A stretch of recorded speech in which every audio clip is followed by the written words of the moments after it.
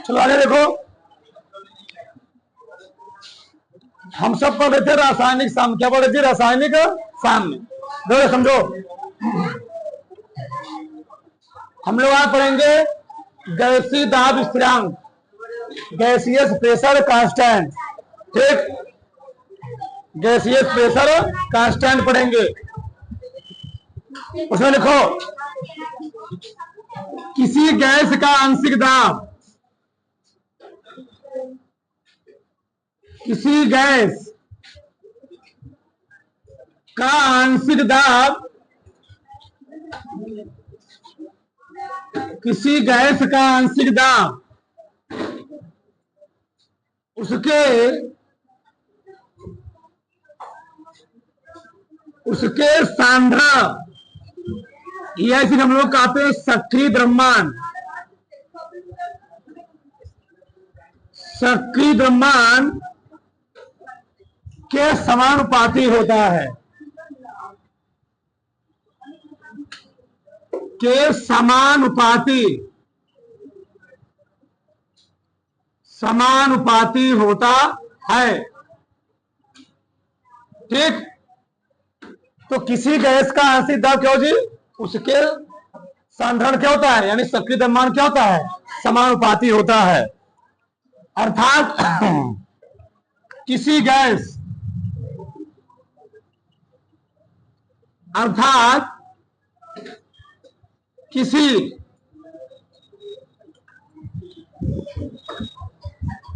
अर्थात किसी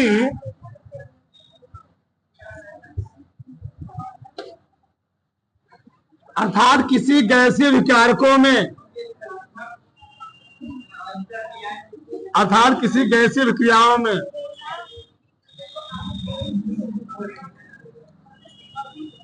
अर्थात किसी गैसीय विक्रियाओं में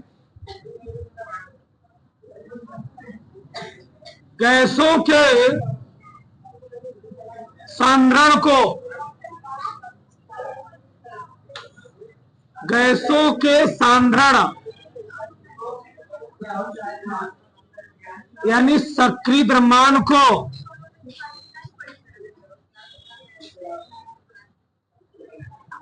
अर्थात किसी गैसीय विक्रियाओं में गैसों के सांद्रण को आंशिक दाब के रूप में,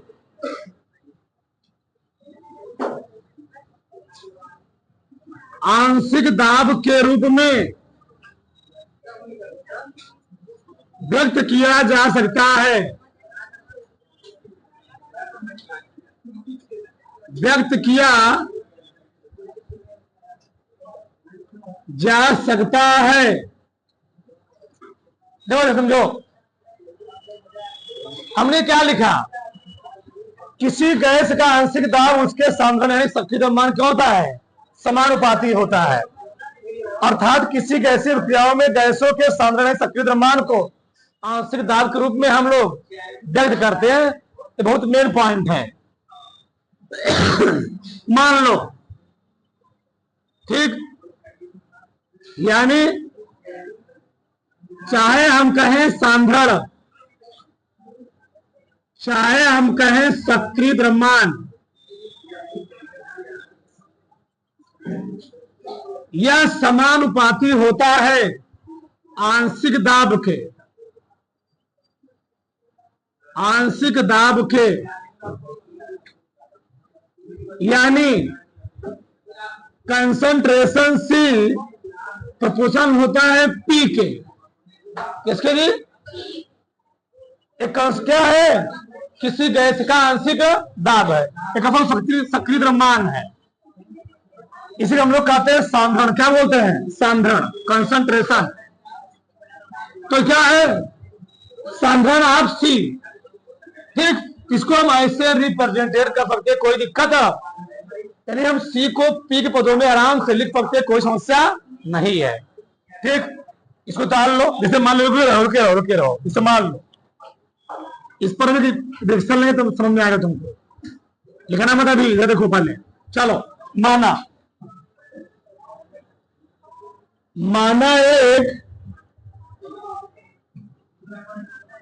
माना एक उत्क्रमणीय माना एक उत्क्रमणीय समांगीय अभिक्रिया निम्नवत है, निम्नवत है। क्या निम्नवत है? हमें लिया ए प्लस बी बना इससे क्या सी प्लस डी। हम सब पढ़ चुके हैं द्रव्य अनुपाती क्रिया का नियम। अगर हम यहां पर लॉ ऑफ मास एक्शन लगाएंगे द्रव्य अनुपाती क्रिया के नियमानुसार, द्रव्य अनुपाती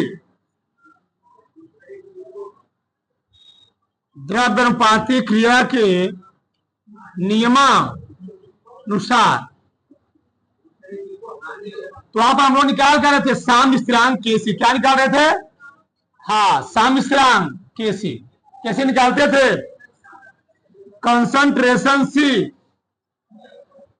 उत्पादों के सक्रिय द्रव्यमानों का गुणनफल बटे अभिकारकों के सक्रिय द्रव्यमानों का गुणे कंसंट्रेशन ऑफ डी। इस चीज को समझना बहुत बड़ी चीज है। इसको हम पढ़ते कैसे हैं? कंसंट्रेशन ऑफ सी, हिंदी में क्या बोलेंगे? सी का सक्रिय द्रव्यमान, कंसंट्रेशन ऑफ डी, डी का सक्रिय द्रव्यमान बटे कंसंट्रेशन ऑफ ए, ए का सक्रिय द्रव्यमान गुणे कंसंट्रेशन ऑफ बी, बी का सक्रिय द्रव्यमान। इसी को हम एक फॉर्म में और लिख सकते हैं। कैसे? उसी को हमको लिखना है, इसी चीज को। मतलब अगर हमको ध्यान हो देना, अगर हमको दिया गया हो कंसंट्रेशन ए, ये क्या है? क्या इसको हम लोग क्या बोलेंगे? कंसंट्रेशन, कंसंट्रेशन ऑफ ए, मतलब ए का सक्रिय द्रव्यमान, ए का सक्रिय द्रव्यमान। अगर हम इसी चीज को लिखना चाहे ना तो एक तरीके और लिख सकते हैं। क्या?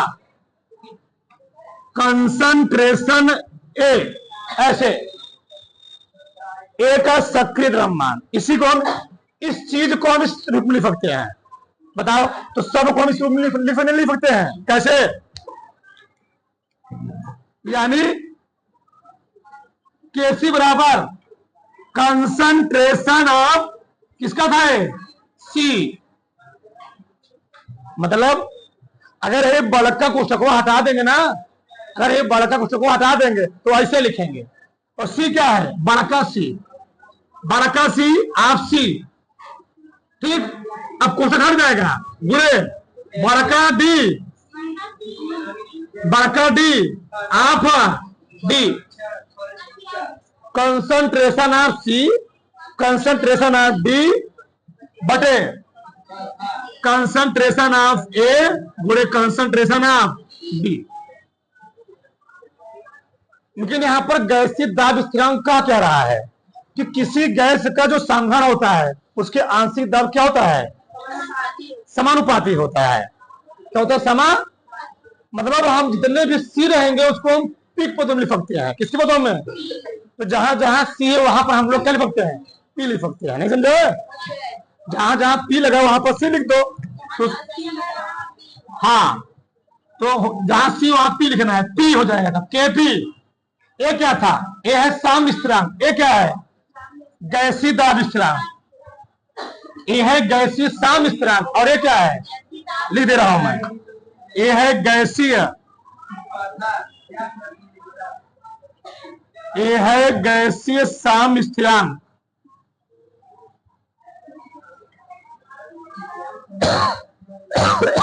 और ये क्या है? गैसीय दाब स्थिरांक। तो जहां जहां सी वहां क्या लगाना है? केवल पी लगाना है। इसको पढ़ो क्या? Partial pressure of C, partial pressure of C गुणे partial pressure of, partial pressure of C मतलब सी का आंशिक दाब, बटे पार्शियल प्रेशर ऑफ ए का आंशिक पार्शियल प्रेशर ऑफ बी का आंशिक दाब। तो इस चीज को हम इस चीज में लिख सकते हैं, उससे कोई डाउट इस नियम से शक्ति द्रव्यमान किसके समानुपाती होता है? आंशिक दाब के। ये नियम आ गया, लो फटाक से उतार लो। चलो आगे देखो, आगे हम लोग पढ़ेंगे इस चैप्टर का सबसे मेन संबंध है ना लो,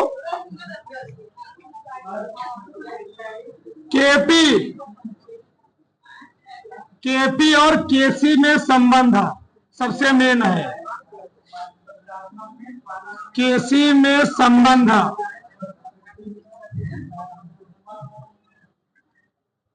रिलेशन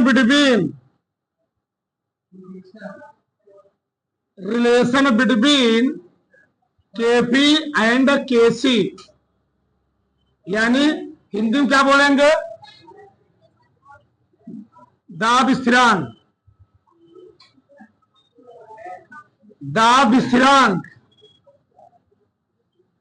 और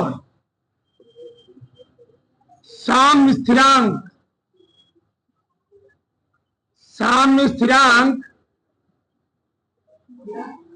में संबंध।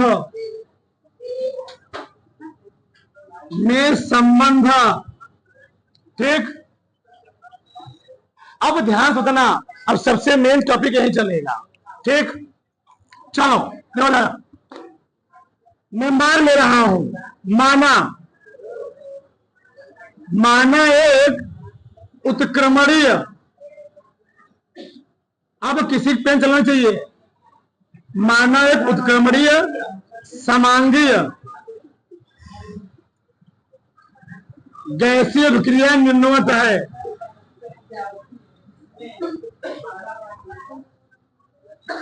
गैसीय अभिक्रिया क्या है? निम्नवत है।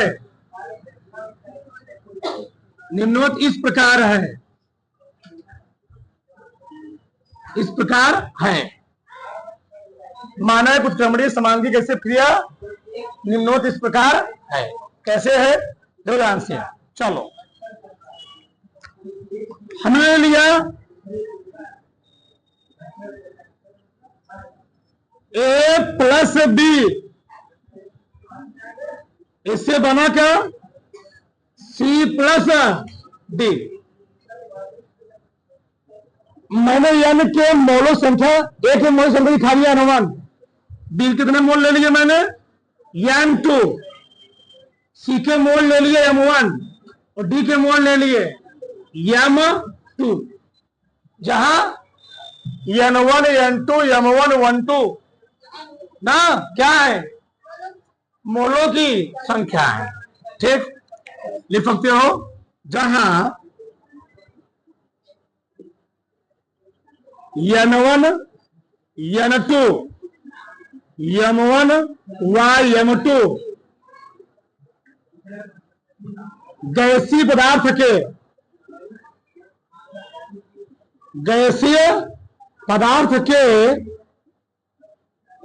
क्या है? मोलों की संख्या है।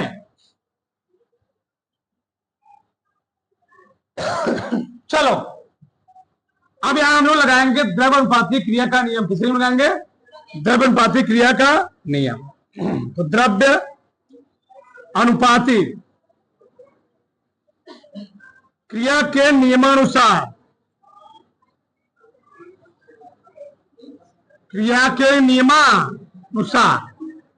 तो द्रव्यानुपाती क्रिया के नियमों हम लोग निकालते क्या है? क्या निकालते हैं? साम्य स्थिरांक निकालेंगे के सी। तो कैसे लिखते हैं? लिखेंगे कंसंट्रेशन ऑफ सी गुणे कंसंट्रेशन ऑफ डी बटे कंसंट्रेशन ऑफ ए गुणे कंसंट्रेशन ऑफ बी। यहां तक किसी कोई डाउट नहीं? ठीक। यहां प्रॉब्लम क्या है, यहां पर इसके दिए गए मोलों की संख्या, क्या दिए गए, मोलों की संख्या, और इसी को हम लोग कहते हैं रस समीकरण मिति गुणांक। क्या बोलते हैं, रस समीकरण मिति गुणांक। यानी जैसे सी कितना था, m1, तो पावर में लग जाएगा m1। बी कितना था पावर में, ए का, बी का, m2, इतना हो गया। अभी मैंने बोला कि इस चीज को हम एक तरीके और लिख सकते हैं, कैसे, अब ध्यान रखना। यानी हम लोग केसी को लिख सकते हैं, तो कंसंट्रेशन सी है, कंसंट्रेशन सी ऑफ सी, ठीक, concentration C of C.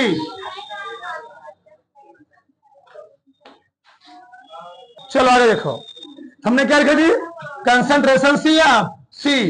Power कितना इसका है, पावर है m1 गुणे concentration C of D, power कितना है m2 बटे concentration C of A, power कितना n1 गुणे concentration C of B, power कितना n2। सही है। अब देखो इसको जब थोड़ा चेंज करें, अभी मैंने किसके पॉइंटर में लिखा, अभी मैंने निकाला साम स्थिरांक, क्योंकि हमको रिलेशन किस में निकालना है, दाब स्थिरांक में। तो साम स्थिरांक हमको दाब स्थिरांक में संबंध निकालना है। अभी निकाला साम स्थिरांक, अब निकालते क्या हम, दाब स्थिरांक। तो इस साम स्थिरांक को यानी सांद्रता को हम दाब के पदों में लिख सकते हैं। तो लिखेंगे केपी, क्या लिखेंगे, तो कैसे लिखेंगे, partial pressure of C, power कितना है, partial pressure of P, partial pressure of D, power कितना,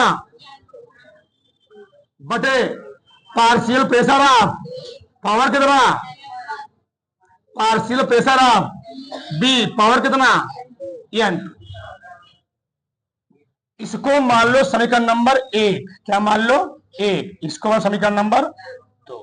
ये दोनों समीकरण आगे काम देंगे हमको, क्योंकि हमको रिलेशन निकालना है केसी और केपी में। किसमें निकालना है, केसी और केपी में।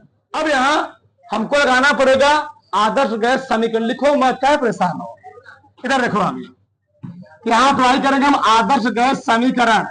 इधर लिखता हूं मैं, आदर्श गैस, लिखो जी, आदर्श गैस समीकरण से, आदर्श गैस समीकरण से, तो आदर्श गैस समीकरण है क्या, पीबी बराबर एन आर टी,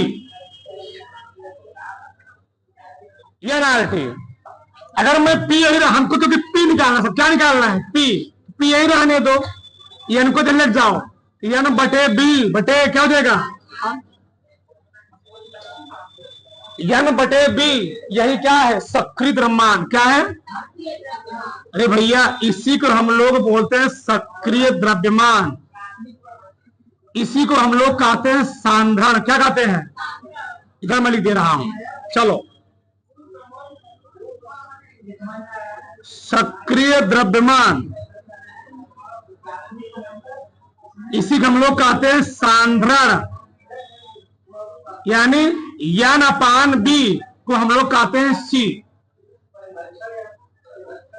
तो सक्रिय द्रव्यमान किसे कहते हैं, एकांक आयतन में उपस्थित मोलों की संख्या का हम लोग कहते क्या है, सक्रिय द्रव्यमान, सी, जिसको हम लोग दिखाते किससे है, सी से।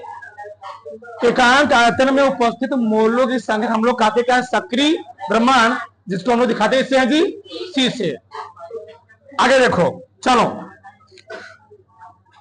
तो हमको किसका किसका मान निकालना है, पहले निकालना है पीसी का, किसका निकालना है, एक मिनट पहले कुछ चेंज करो, बताओ। तो पी और क्या देगा, C R T, C R T. अगर यहां पर पी है तो सी आर टी लिखा है, अगर हम निकालेंगे पीसी, क्या निकालेंगे, पीसी। ध्यान समझना आप, अगर मैं निकालूंगा PC, partial pressure of C, partial pressure of सी।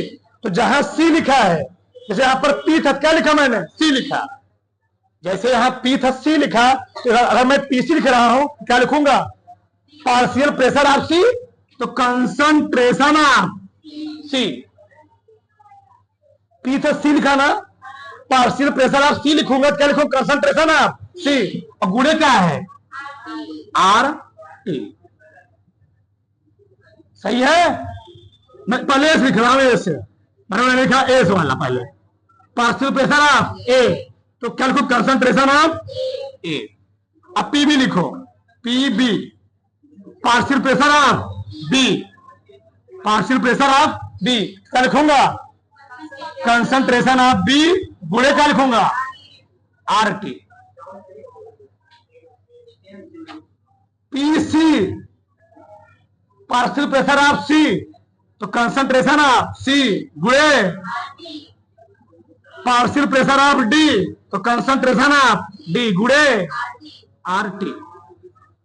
बस सब कुछ जा चुका है।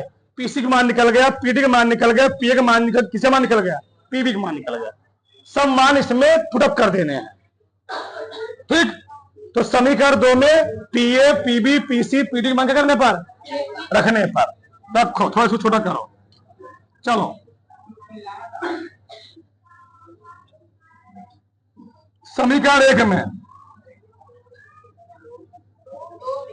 2 में पीए, पीबी, पीसी, पीडी का मान करने पर, रखने पर, तो क्या निकल के आएगा? बोलो। केपी बराबर पीसी मान कितना है? कंसंट्रेशन ऑफ सी गुणे आर टी। पावर कितना है? m1 गुणे पीडी मान कितना है? कंसंट्रेशन ऑफ डी गुणे आर टी। पावर कितना है? m2।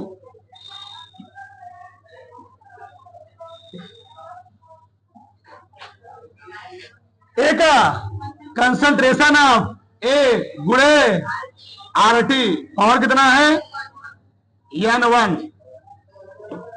कंसंट्रेशन ऑफ बी गुणे आर टी, पावर कितना है? n2। इतना निकला। अब थोड़ा इसको हम अलग अलग करेंगे। सी वाला पैटर्न एक साथ और आर टी वाला पैटर्न ना एक साथ, तो जगह है इधर मैं लिख रहा हूं। चलो, केपी बराबर, ठीक, अगर बताओ मैं सी वाला पैटर्न लिखूंगा तो कंसंट्रेशन ऑफ सी की पावर कितना आएगा? कंसंट्रेशन ऑफ डी की पावर कितना आएगा? तो concentration C of C power कितना गुणे, अभी मैं आर टी नहीं लिख रहा हूं, सी डी वाला, concentration of C D, concentration of power कितना बटे कंसंट्रेशन ऑफ ए पावर कितना, कंसंट्रेशन ऑफ बी पावर कितना, n2।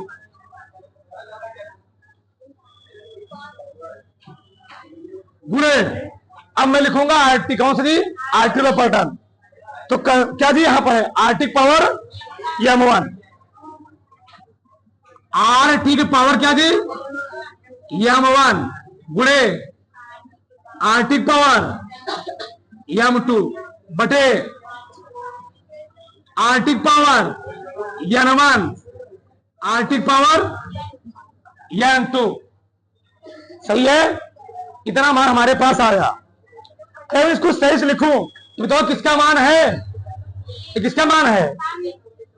यही है, तुम देखो इसका मान, किसका? समीकरण 1 का मान, यानी केसी का मान। कितना केसी का मान? यानी केसी बराबर हमारे पास आ गया, यहां मैं लिख सकता हूं के सी गुणे, अब देखो यहां पर ए है आर टी, क्या जी? R T. आधार समानुघाती क्या होती है?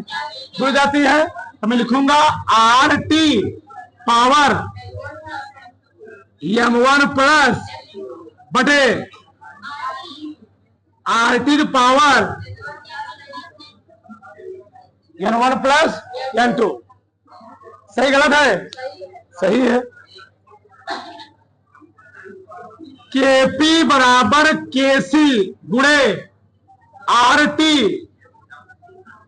m1 plus m2। इस चीज को ऊपर ले जाएंगे क्या आएगा? माइनस आएगा। मैंने मतलब लिख सकता हूं n1 प्लस n2 और इसी हम लोग कहते हैं डेल्टा n। क्या कहते हैं? डेल्टा। तो Kp बराबर Kc गुणे RT पावर क्या आ गया? Del n। क्या कहे जी? Del n। यानी Kp बराबर Kc बराबर क्या हो गया? RT power del n। और ध्यान रहे जो डेल n का मान है यही डेल का मान कितना है? यानी डेल n बराबर है m1 plus m2 minus n1 plus n2। m1 plus m2 है क्या? ये है उत्पादों के मोलों की संख्याओं का योग। उत्पाद के मोलों की संख्याओं का योग। और n1 प्लस n2 क्या है? अभिकारकों के मोलों की संख्याओं का योग। डेल्टा n हो गया। तो Kp किसी संबंध क्या निकला? Kp बराबर Kc RT power del n। इधर उसको जान जाओगे सब निकाल पहले। देखो इधर सबका ध्यान दो चाहिए। Kp और Kc में संबंध हम लोग पहले क्या करेंगे? एक उत्क्रमणीय समांगी अभिक्रिया मान लेंगे, क्योंकि जो उत्क्रमणीयता का चिन्ह होता है केवल गैसीय अभिक्रियाओं के लिए लागू होता है और उत्क्रमणीय अभिक्रिया होनी चाहिए। एक होता है रिवर्सिबल रिएक्शन, एक होता है इरिवर्सिबल रिएक्शन। यह केवल रिवर्सिबल रिएक्शन के लिए लागू होता है। तो हमने क्या मान लिया? एक अभिक्रिया मान लिया A plus B C plus D. इसके मोलों की संख्या है। जब मैं लगाऊंगा द्रव अनुपाती क्रिया का नियम, तो द्रव अनुपाती क्रिया का नियम कहता है, द्रव अनुपाती क्रिया का नियम प्रतिपादन किसने किया था? गुडबर्ग और बागे ने। गुडबर्ग और बागे ने। उसने बोला किसी उत्क्रमणीय अभिक्रिया में किसी पदार्थ के अभिक्रिया करने की दर उसके सक्रिय द्रव्यमान के समानुपाती होती है, और यदि अभिक्रिया में एक से अधिक अभिकारक हो तो उनके सक्रिय द्रव्यमानों के गुणनफल के समानुपाती होती है। ये था द्रव्य अनुपाती क्रिया का नियम। तो अभिक्रिया में दो अभिकारक हैं और दो उत्पाद हैं। तो उत्पाद को लिखते हैं ऊपर, अभिकारक को लिखते हैं। इनके मोलों की संख्या को उसी घात के रूप में लिख देते हैं। पढ़ें क्या? कंसंट्रेशन ऑफ सी, कोष्ठकों कहते हैं concentration of C power m1। इसी हम लोग कहते हैं रस समीकरण मिति गुणांक, स्टीरियोमेट्रिक कांस्टेंट। स्टीरियोमेट्रिक कांस्टेंट रस समीकरण मिति गुणांक। Concentration of C power m1, concentration of D power m2, concentration of A power n1, concentration of B power n2। ठीक, हमने बोला इसी सी को मैं ऐसे लिख सकते हैं। मैं बोल क्या रहा हूं? कोष्ठकों को मैं कह रहा हूं कंसंट्रेशन ऑफ सी। तो कोष्ठकों हटा दिया। जब कोष्ठकों हटाओगे हम करें कंसंट्रेशन ऑफ सी, कोष्ठकों कर रहे कंसंट्रेशन, उसको हटा दिया तो concentration of C power m1, concentration of C, concentration of D power, concentration of A power, concentration of B power. और इसी सांद्रता को हम लोग दिखा सकते हैं आंशिक दाब के पद में। यानी जहां जहां सी है वहां मैं क्या लिखता हूं? पी। क्यों? गैसीय दाब के नियम से, गैसीय दाब के स्थिरांक के नियम से जो सांद्रता होती है वो दाब के समानुपाती होती है।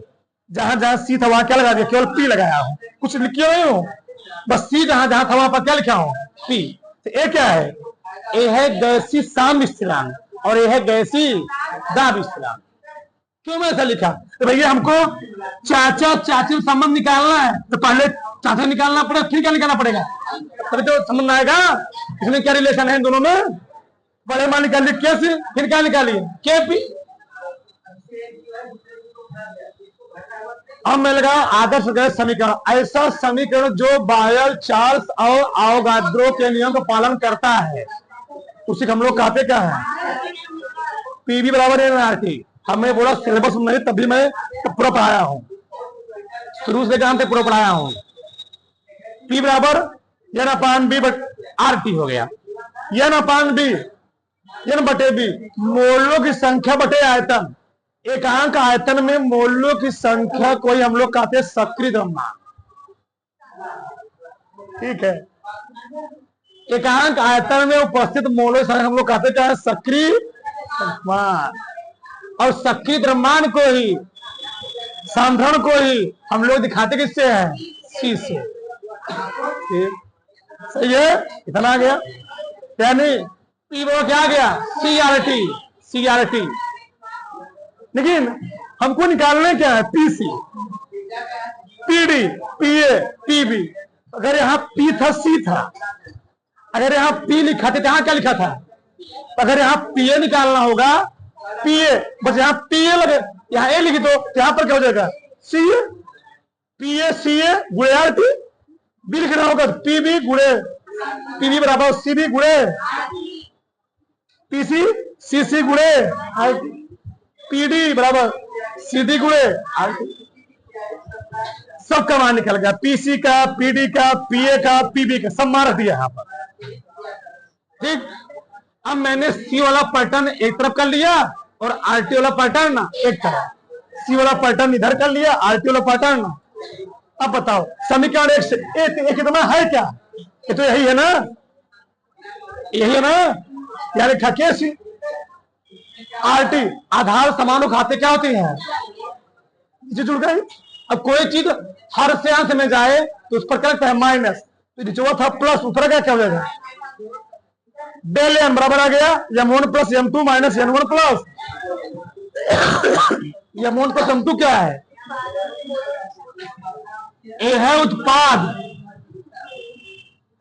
उत्पाद के मोल 60 का लिख रहा हूं, माइनस अभिकारक के मोल, भी बताऊंगा, पैसा मत हो। अभिकारक के मोल। आर क्या है? आर है गैस स्थिरांक। आर क्या जी?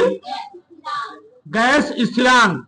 इसका होता है 8.314 गैस स्थिरांक। और टी क्या है? ताप। टी क्या है? केल्विन नापते हैं यहां पर। उतार लो इसको, फिर आगे हम बात करते हैं। लिखो उसको भी, ठीक।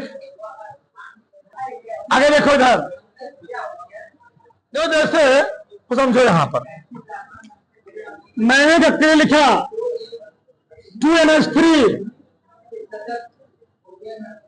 से बना, मान लो N2 प्लस H2, क्या बनेगा? 3H2। सही है। इसमें ये क्या है? अभिकारक। ये क्या है? अभिकारक। और ये क्या है? थोड़ा समझो कितना मस्त चीज है, आगे पूरा सिक यूज है। अगर इस अभिक्रिया के लिए हम निकालना चाहे केसी, मैं डायरेक्ट केसी, क्या लिखेंगे? कंसंट्रेशन ऑफ N2 गुणे कंसंट्रेशन ऑफ H2। इसी को हम लोग कहते हैं रस समीकरण मिति गुणांक। ये कहां जाएगा?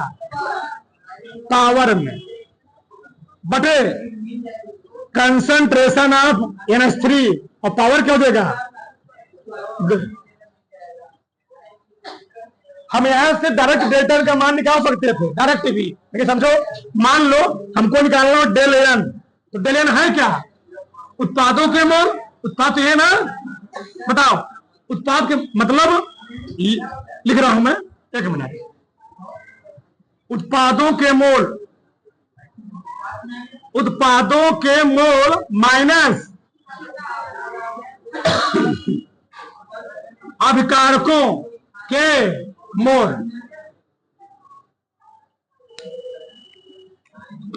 N2 कितने मोल है? 1 मोल, 1 मोल, N2 के 1 मोल, हाइड्रोजन के 3 मोल, 3 मोल, 1 + 3, इलेक्ट्रिक कितने मोल है? 2 मोल। बताओ इस अभिक्रिया के लिए डायरेक्शन कितना निकल गया? 4 - 2, 2 है। अगर मान लो ये क्रिया हमको दी जाए, मान लो हमने उसका निकाल लिया, किसी सम्मान निकाल लिया, कुछ निकाल लिया, अब पूछ रहे इसका इस अभिक्रिया के लिए इसका मात्रक क्या आएगा? तो टाइम तो लेट हो रहा है, कल सिखाएंगे। अब मात्रक निकालना हो तो मात्रक निकालने के लिए अलग पैटर्न हो, जो कैसे निकालेंगे? ये क्या है? कंसंट्रेशन ऑफ N2, और कंसंट्रेशन मतलब मान लो लिखा गया हो N/B, इसी हम लोग कहते क्या है? C, इसी हम लोग कहते हैं C, सक्रिय द्रव्यमान। N फॉर मोल तो मोल, B फॉर आयतन यानी लीटर तो मोल प्रति, यानी एक सक्रिय द्रव्यमान का मात्रक क्या होगा? मोल प्रति। बताओ N2 है, ये भी सक्रिय द्रव्यमान है, नाइट्रोजन का सक्रिय द्रव्यमान, यानी क्या लिखोगे? मोल पर लीटर, ध्यान से गुणे क्या लिखोगे? इसके लिए भी मोल पर लीटर, और पावर कितना है?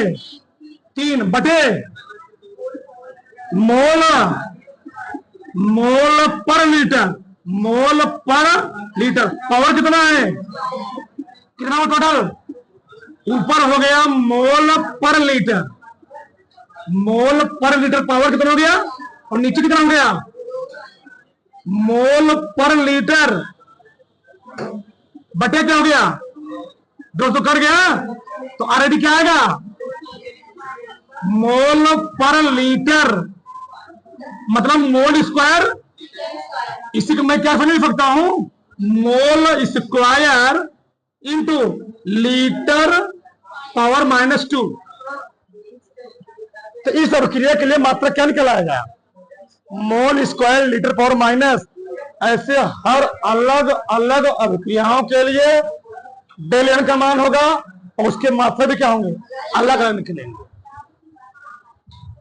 हर, इसलिए उदाहरण से इसको समझाता हूं, जल्दी से, से